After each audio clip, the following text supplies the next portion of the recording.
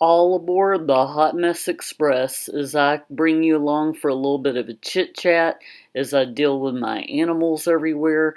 We're going to do things from chickpeas today on the dehydrator, a chickpea meatloaf, and chickpea blondies, and chickpea hummus.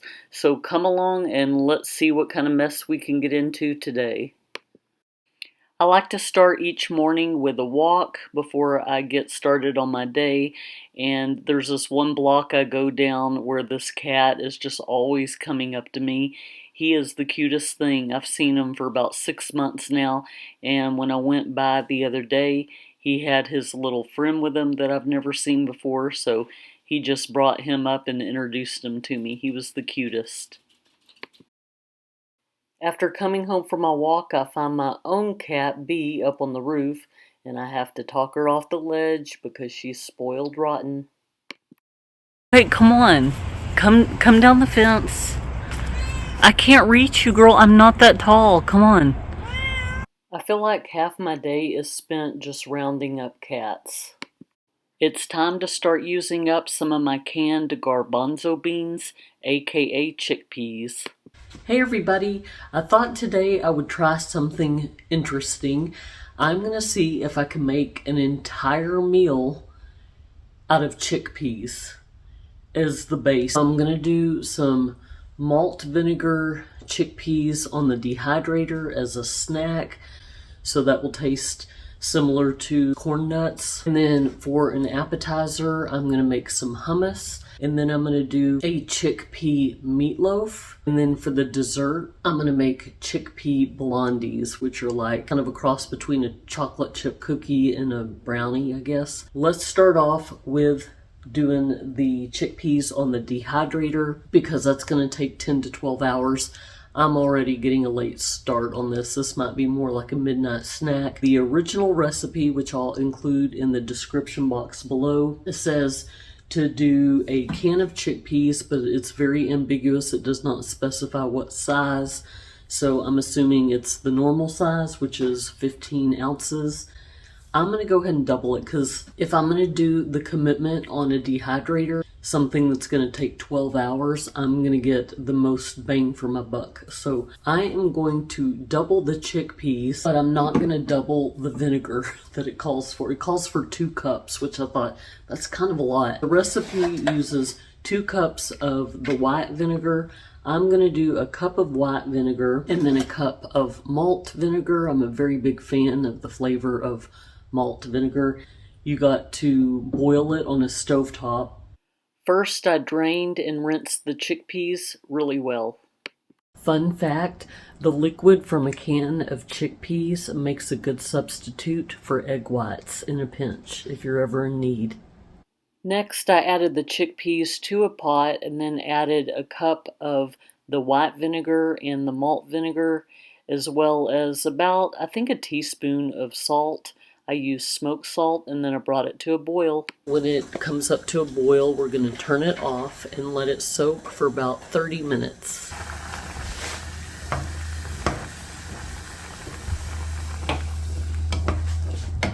I thought we'd do a little chit chat while we are waiting for those chickpeas to soak, and I just wanted to catch up with y'all and talk for a few minutes. So today is my mother's birthday at the time of filming, not at the time of editing or uploading. She is living her best life on vacation in Mexico. I wish I was there. She's my best friend, y'all. She raised me as a single mom. She had me at a very young age. She was 19 years old and raised me while holding down a full-time job and then working her way up the corporate ladder, and then eventually starting her own business, which she was able to sell and have a nice little retirement nest egg. She's my hero. She's my best friend. She is the best Mimi in the world to my daughters. I couldn't ask for a better mother. She's been more like a sister to me. She deserves medals for raising me in my teen years and my young adult life. She's been a rock, a shoulder to cry on. I love her so much. She sometimes watches my videos. She's probably shaking her head going, where did I go wrong? I love her so much. What else is going on in the world? Toby Keith passed away. I'm utterly heartbroken. There were only 3 entertainers that I ever cared to see in concert. As an introvert, I'm not a big concert goer. 3 musicians that I really enjoyed that I would go see not just once but multiple times, and that's Jimmy Buffett, who we lost last year, and Toby Keith, who we just lost. Alabama is my favorite band of all times, and I have not seen them yet. I've seen Toby and Jimmy multiple times. I love Alabama, and I hope that I can get out there and see them. It's crazy how life passes so quickly, and I know people will be like, oh, they're celebrities, but people pass away every day. I know that. I know others be like, oh, we shouldn't worship celebrities. You can enjoy somebody and appreciate their art without worshiping them. I definitely didn't worship Toby Keith, but I have so many attachments to memories in my life of my girls growing up. We would listen to him on long road trips, doing carpool karaoke.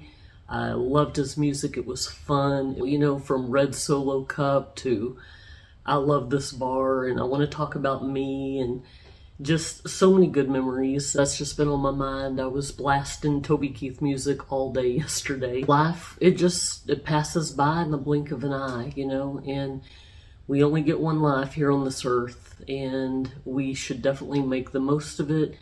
But more importantly, we should ask God what our calling is in this life, because what we may want for ourselves may not be what He has planned for us. We came into this world with nothing, we're leaving this world with nothing, but we're gaining everything if we're truly saved. Switching gears here, why would I dehydrate these chickpeas versus do them in the air fryer or in the oven? It's a lot quicker. Probably the same reason I choose a slow cooker over an Instapot. I like to just take my time. I like to just fix it and forget it. Just throw it aside, let it do its own work, and I don't have to check on it repeatedly. I am sure that this recipe can be altered and be done in the oven or an air fryer, but the recipe I'm doing, I'm just going to use my dehydrator, and I don't use it that often. Let's talk about the Reverse Pantry Challenge.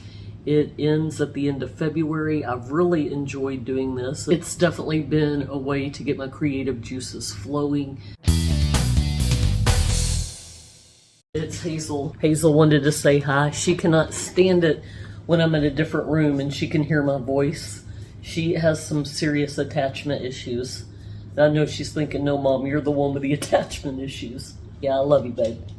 And now B wants out. Hold on. Uh-oh, it's about to be a standoff. Go. Otis, do you want to go? Y'all, this is Otis. We call him Slotus. He is just one fry short of a Happy Meal, but I love him. He is so beautiful. We found Otis in the street. Olivia actually rescued him. I think he was dumped on our block. I think people know me as the crazy cat lady and dump cats all the time, but anyway, so Olivia brought him in and rescued him from getting hit. I'm sorry I don't have my microphone on. I hope y'all can hear me. Still packed away from our camping trip that we just got back from. I still need to do a final walkthrough of the pantry. I've done, I think, 9 parts of my pantry reorganization. I need to do just like a final walkthrough and show y'all what I did, and also just kind of talk to you about some of my pantry regrets, what I would do differently, share some ideas for anybody who may be starting their pantry this year and don't know where to start. I know it can be overwhelming. A lot of us have been working on these for years. I mean, we saw trouble on the horizon before 2020. It's only gotten more crazy out there. Let's go check on the chickpeas, shall we? I'm not sure why the recipe called for 2 cups of vinegar for 1 can of chickpeas. Like I said, I doubled the chickpeas, but not the vinegar. It looks like it was plenty. Once I drained the vinegar off of the chickpeas, I put them on 2 silicone sheets and got them ready to put in the dehydrator.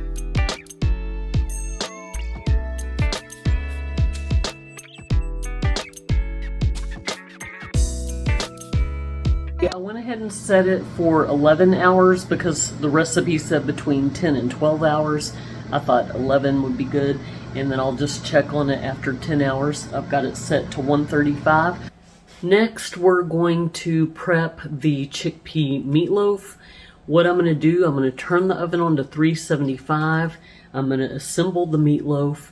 I'm going to bake it covered with foil for about 30 minutes.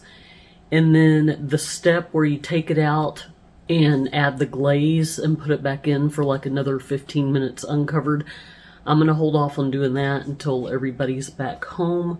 I just kind of want to prep it. If you just consider like a basic meatloaf recipe, chickpeas can pretty much take on the taste of anything you want. It's like a blank canvas. For the onions and the peppers, I'm going to use freeze-dried. For the celery and carrots, I've got some fresh produce. You're going to need 2 cans of chickpeas, about a cup of panko. I'm going to use an egg, and then just whatever seasonings you put in your meatloaf. Do some Italian garlic powder, minced garlic, a little bit of barbecue sauce, Worcestershire or Where's Her Sister sauce, a little bit of ketchup. I'm kind of outnumbered. I like tomato glaze on my meatloaf, like a ketchup, but everybody else in the family likes brown gravy, so we are going to do brown gravy tonight. And I also have a couple of ginormous baked potatoes that I need to use, so I am going to make mashed potatoes. First, I want to dice up a piece of celery as well as some carrots and get them ready to saute. I added a little bit of butter and oil to a skillet so I could get these vegetables in there and get them softened. At this point, I also started adding a little bit of seasonings.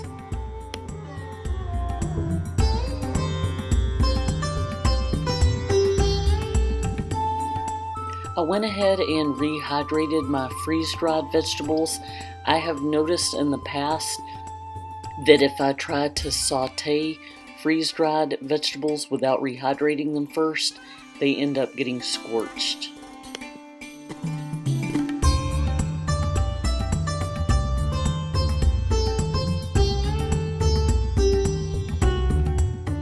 Next, it was time to add all the seasonings that you would typically add to a meatloaf to give it that taste. So I did that, and then I added the vegetables.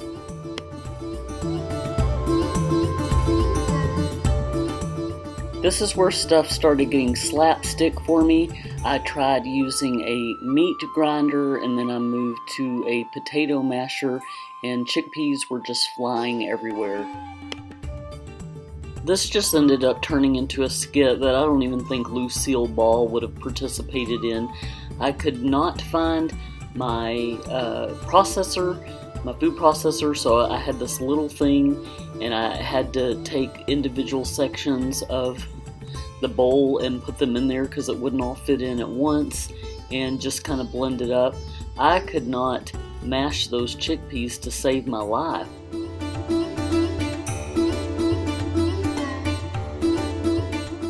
Now, the recipe that I followed was vegan, so it did not call for an egg.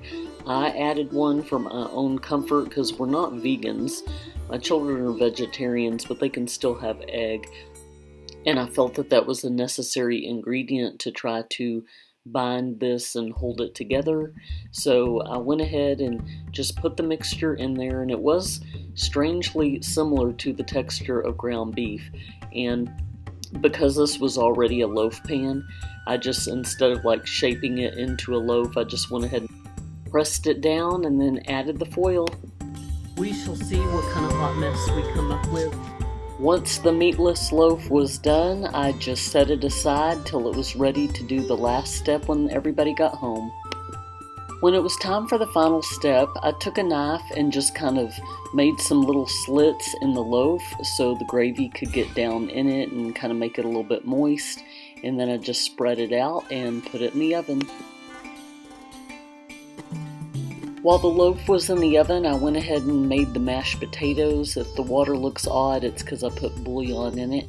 And I opened up a can of peas. Dinner was served, and surprisingly, it was quite the hit.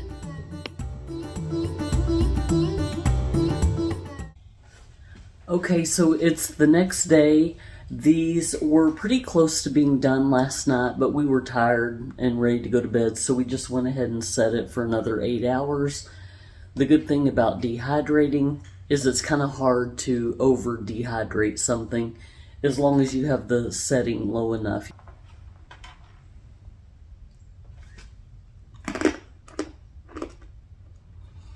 You can definitely taste the malt vinegar, which I like. I think earlier I compared these to corn nuts. That's what I thought they would taste like.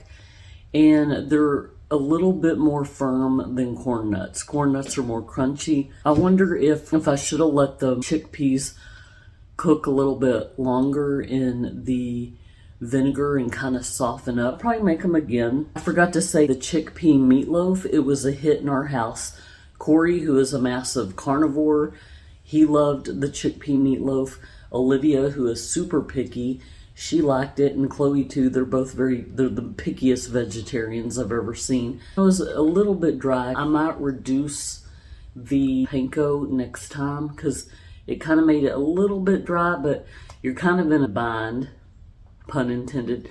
You need to be able to bind the chickpeas together and kind of make it form a shape. Y'all, I just love my Talenti Froyo container here. I have been reusing this. It's very good quality. It's real thick. I like to make overnight oats in it, and today I'm just going to use it to put my dehydrated chickpeas in. A really great thing about chickpeas, besides the fact that they're pretty affordable, they are pretty easy to make taste like whatever you want as a meat alternative. They are also very good for your heart. Time to make the chickpea blondies. Let me tell you what is in this recipe. I will also leave it in the description box below. First, you want to start with 1/4 cup of whatever flour. I'm going to do oat flour, so we are going to just grind up some oatmeal. We're going to use about a teaspoon of cinnamon and a little bit of vanilla. I don't remember the exact measurement off the top of my head. I don't measure anyway. I just do like a splash. I'll probably end up doing about a teaspoon of vanilla too. We're going to do 1/4 teaspoon of baking powder, salt, and baking soda. A can of chickpeas. I'm going to use 1/3 cup of maple syrup. You want to do 1/2 can of a nut butter. I have this pecan pie almond butter that I need to use up. I realized I grabbed the wrong bag. These would be good too. I accidentally grabbed the white chocolate chips, but you're going to want to do 1/2 cup of chocolate chips, or white chocolate if you want. I decided to go with the mini chocolate chips. So let's get started. We have all the ingredients blended together. Now we're going to just transfer it over to a bowl. I'm going to fold in the chocolate chips, and I've got the oven set to 350. You're going to want to bake these for 30 minutes. I lightly greased my baking dish, and once I got all the ingredients incorporated in my food processor, I added the chocolate chips and then just slowly started folding those in. And then just press the batter evenly into the dish.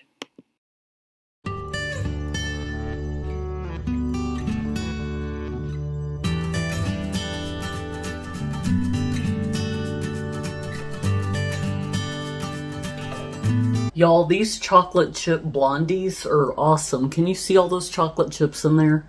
You can put chocolate chips in just about anything and I'll be down like a rodeo clown. I think all the cinnamon that I added really took it up a notch too. I would compare it to a cakey chocolate chip cookie, or if you like oatmeal cookies, because I use the oat flour, I don't know, I just have some of that oatmeal taste in it. I think these are really good. I would not have known chickpeas were in them. You can tell that it's a little bit more on the health conscious side because I didn't use sugar. I used maple syrup and peanut butter, but I think these are actually really good. They would make a good breakfast bar. 2 thumbs up, or 1. I can't get the other thumb up, but these are so good. So now let's get started on the hummus. We go through a lot of hummus in my house. I'm talking, we probably go through a couple of these a week, and they're about $4 or $5 a tub. These are the easiest things in the world to make, except for the way that I'm about to do it. I was going to make some roasted red pepper hummus. I can't find it. Corey's out of town for the day. I'm notorious for not being able to find things. I'm debating over whether or not to do the hatch green chili hummus, or maybe doing some tapenade hummus, putting a little bit of pesto and some olives. Let me show you what some of the basic ingredients are. I have some more roasted red peppers in the pantry, but I'd rather not open a jar if there's one that's already open in the fridge. Here is a pack of garbanzo beans in a little pouch. I guess I could use these. How many is in there? That's 10 ounces. I need one of these 15-ounce cans. You can see I'm starting to make a dent in here. Let me grab 2 cans. Okay, we're going to start out with 2 cans of chickpeas. And if I decide to go the olive route, which is what I think I'm going to do first, then I'm going to, because I need to use this tapenade up. So I'm going to do a little bit of pesto, a little bit of tapenade. We're going to do some tahini. I don't have any fresh lemons, so I'm going to have to improvise with a little bit of lime juice. Fresh garlic is what I would prefer to have, but I don't have that right now, so I'm going to use minced garlic, a little bit of smoked salt, and some pepper, and some extra virgin olive oil. I can't seem to find the parts to my bigger food processor, so I'm using the smaller one. So I had to remove some of the chickpeas. So you know me, I like to do things the hard way. I think I'm skipping steps and making my life easier, but it usually ends up being harder. So on the tahini, you're going to want to do about a half a cup.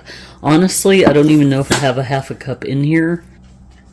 So I want to go ahead and get some liquid in here so it'll mix a little bit easier. So let's do 1/4 a cup of the olive oil.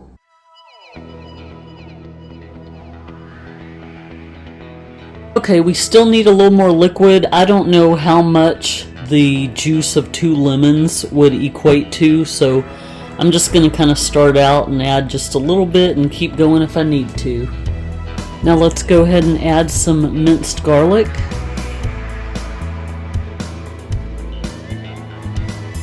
Alright, I made a little crevice in here where I could put some of these whole chickpeas in.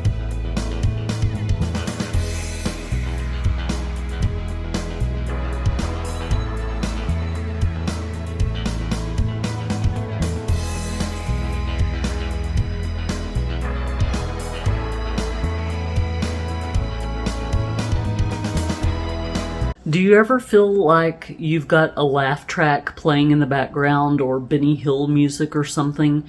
Am I alone here? I don't know. Maybe it's just me. Corey's out of town today, and I'm having the hardest time finding ingredients, finding all the parts to the appropriate appliances I need to be using. It probably wasn't my smartest decision to try to cram 2 cans into this small food processor. I don't even know that this is a food processor, to be honest with you. I think it's just like a little Ninja we have for, little small portions. I'm going to make 2 different flavors. I'm going to do the tapenade, and then I'm going to do the green chili. If life is a highway, I tend to stay in the detour construction zone for some reason.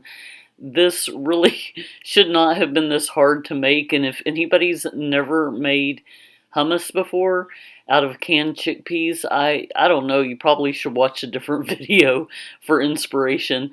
Maybe I could be the here's what you don't do person that you can look at.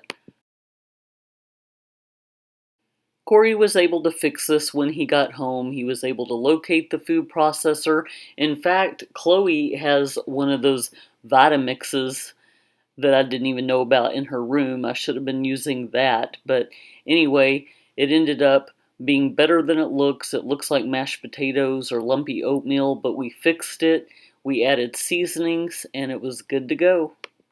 I tasted both of the hummuses, and they were really, really good. We have some of this naan bread that we need to use up. We also have some vegetables that would be good to dip in that. So that was a hit, despite my comedy of errors. The irony is I'm always trying to take shortcuts to make my life easier, and I end up actually making my life a lot harder. That's just who I am. Let's recap on what I made just using chickpeas. The meatloaf I thought was really good. Again, I would have liked it a little more with the tomato glaze. A little bit dry because of all the panko, but you needed to be able to hold it together. Maybe next time I'll add an additional egg and cut back on the panko.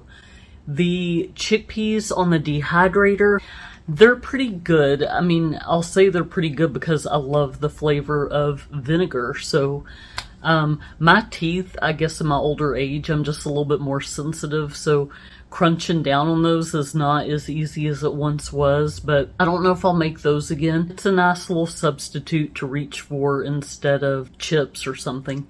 The blondies were really, really good. I like those a lot.